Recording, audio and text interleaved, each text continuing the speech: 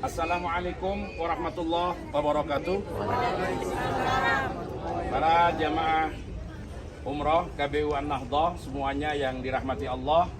Alhamdulillah kita sekarang berada di Masjid Sayyidina Abdullah Ibnu Abbas, sepupu baginda Rasulullah Sallallahu Alaihi Wasallam yang pernah mendapatkan doa langsung dari Rasulullah, Allahumma faqihhu fiddin wa 'allimhu ta'wil. Itu doa Rasulullah kepada Sayyidina Abdullah Ibnu Abbas. Nah, ini yang ada di belakang kita adalah maktabah Sayyidina Abdullah bin Abbas, dan kita tadi sudah sholat asar berjamaah di Masjid Sayyidina Abdullah Ibnu Abbas di Taif. Berbicara Taif, maka di sini sangat banyak sekali asar dari Rasulullah Sallallahu Alaihi Wasallam, dan kita bisa at-tabarruk bi atharin Nabi Sallallahu Alaihi Wasallam. Peristiwa Taif ini mengingatkan terhadap satu peristiwa yang dialami oleh Rasulullah Sallallahu Alaihi Wasallam pada saat hijrah ke Taif.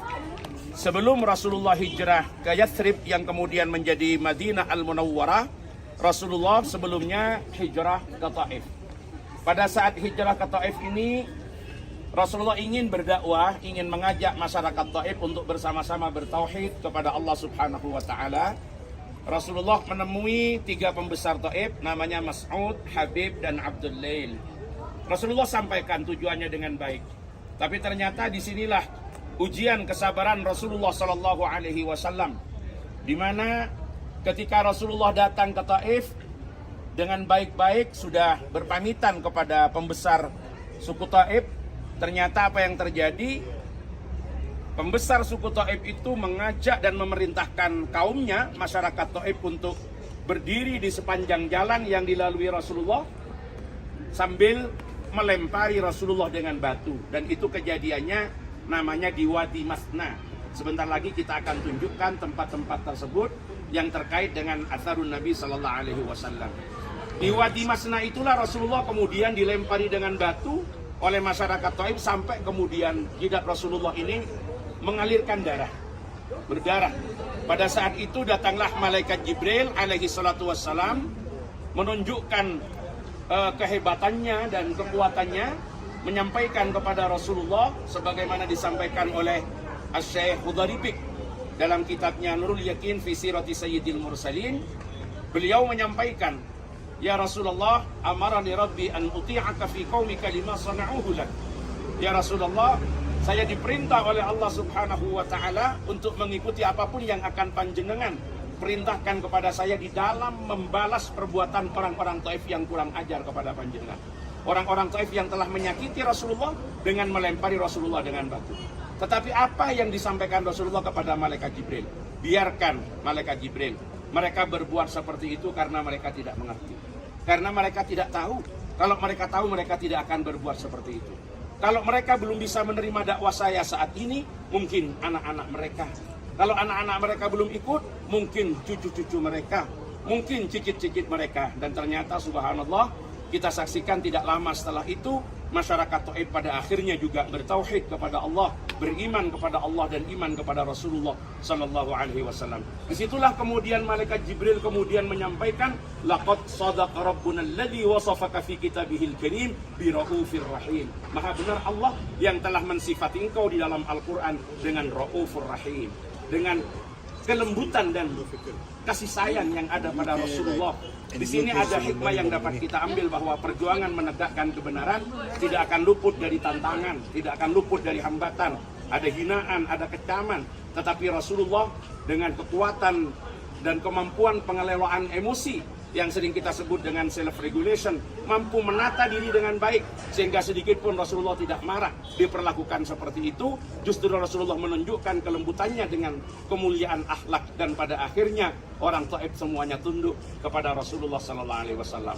Nah, di salah satu perjalanan menuju Taif ini, Rasulullah berhenti di salah satu kebun anggur, kemudian berteduh di sana. Pada saat ada di kebun anggur itu, Rasulullah bertemu dengan seorang pemuda Nasrani namanya Addas. Pemuda Nasrani ini adalah pengikut terhadap ajaran agama yang dia terima turun-temurun. Di antaranya dia juga menerima dari Nabiullah Yunus bin Matta.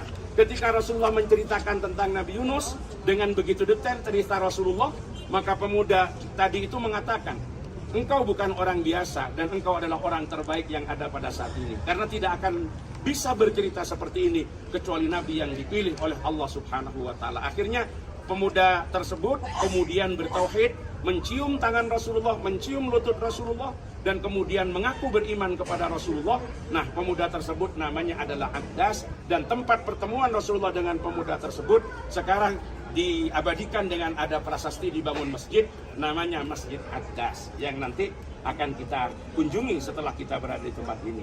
Kemudian ada lagi satu asar yang dialami oleh Rasulullah bersama dengan pada proses perjalanannya yang kedua ke Taif. Rasulullah sempat singgah di satu tempat yang sekarang ini dikenal dengan Ku atau Masjid Ku. Ku itu artinya adalah sikut. Jadi siku, ku'un. Kenapa? Karena Rasulullah pada saat itu istirahat berbaring di batu yang kemudian bertumpu di situ.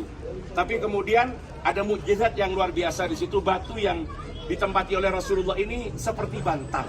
Jadi akhirnya menjadi lembut, ambles gitu seperti bantal. Nah, disitulah kemudian diabadikan sekarang dengan ditempati, dibuat prasasti dan dijadikan ada masjid namanya Masjid Ku. Nah, ini tempat-tempat yang akan kita datangi di Taif, dan ini merupakan bagian daripada rangkaian ziarah kita ke Taif di antara program umroh kita pada saat ini. Mudah-mudahan dengan kita tabarruk bi asarin Nabi, juga bi asaris salihin yang ada di Taif ini, menjadikan kita terus menambah kecintaan kita kepada Rasulullah, menambah kecintaan kita kepada orang-orang soleh, dan kita mendoakan agar supaya keluarga kita, anak-anak kita, handai tolan kita semuanya dimudahkan oleh Allah untuk sama-sama bisa berziarah ke tempat yang memiliki hubungan langsung dengan Rasulullah SAW, yang memiliki asar dari Rasulullah SAW. Demikian sekilas tentang mazarat yang ada di Taif yang akan kita kunjungi sebentar lagi, dan kita akan melanjutkan perjalanan untuk mengunjungi pada mazarat-mazarat berikutnya. Terima kasih perhatiannya. Assalamualaikum warahmatullahi wabarakatuh. Waalaikumsalam warahmatullahi wabarakatuh. Oh iya, baik. Faham Indonesia?